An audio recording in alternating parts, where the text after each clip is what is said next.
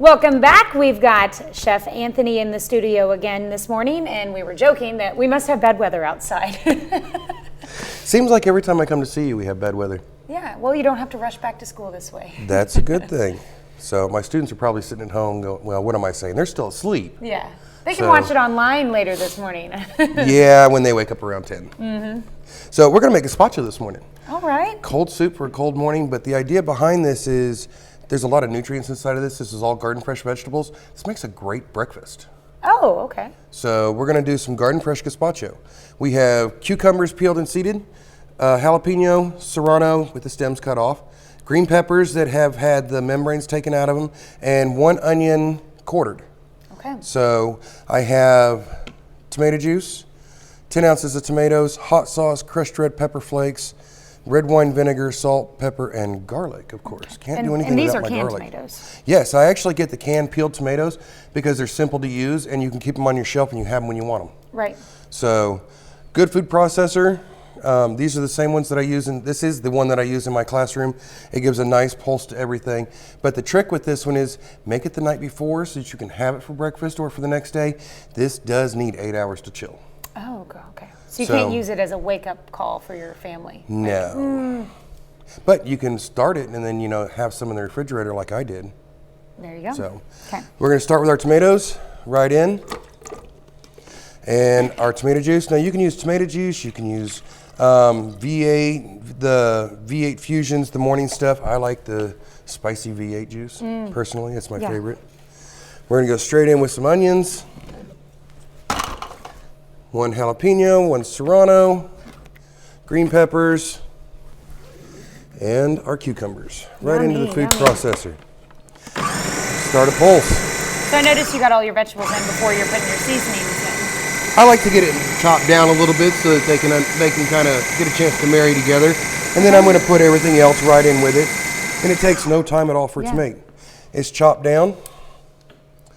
I'm going to go with some salt. And it's salt and pepper to taste, crushed red pepper to taste. Garlic, I usually use about a teaspoon. I noticed you're using a coarse salt too. Yes, that's the only thing I keep in my kitchen. I even buy a coarse ground black pepper. It tends to stand up a little bit more, plus they don't use too much. That's the most common thing people do. 1 ounce of cold red wine vinegar. Okay. A little bit of crushed red pepper flakes. Depending on how much kick you want it to have. And then a hot sauce. Use a good hot sauce. I get one out of Joplin that is just aged pepper mash and then vinegar and garlic. Okay. That's all it is. And it is really good. Students can't get enough of it. I'm a big fan of buffalo sauce. Would something like that work? Buffalo sauce? No, it has too much extra in it. It needs to be the hot sauce itself. Needs to be the hot sauce, a little simpler. And a little lemon juice to bring it all together. So we're going to give it another pulse.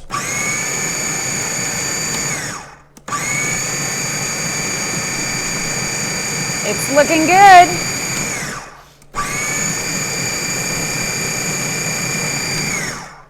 Okay. And you'll see when everything comes together just the way that you want it to be. Everything looks very natural inside of our food processor. So it looks good, it tastes good, it smells good.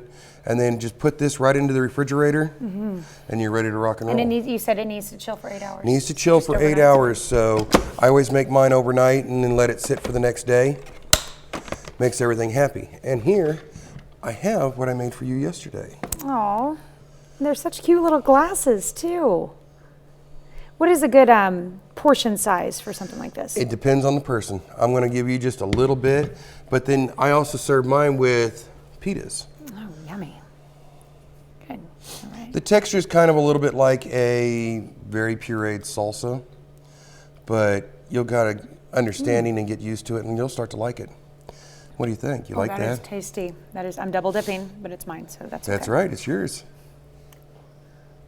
Okay. Obviously, I went for seconds. Very good. What are you going to be making us on our Fox show this morning? Grandma's chicken and dumpling soup. And we have smoked chicken going into it and homemade egg noodles. That sounds delightful. Perfect thing to get you started on today's nice cold day. So, and it's actually what my students are making tomorrow. So those of them who are watching today will have an idea what they're doing tomorrow. Oh, we'll see how many tuned in and paid attention. That's right. All right, well, thank you so much. Later this morning, we'll have this recipe posted on our website at koamnewsnow.com. And then I can't wait to have you back for the Fox Show. I'm excited. Sounds delicious. Oh, I love that stuff. We'll be right back.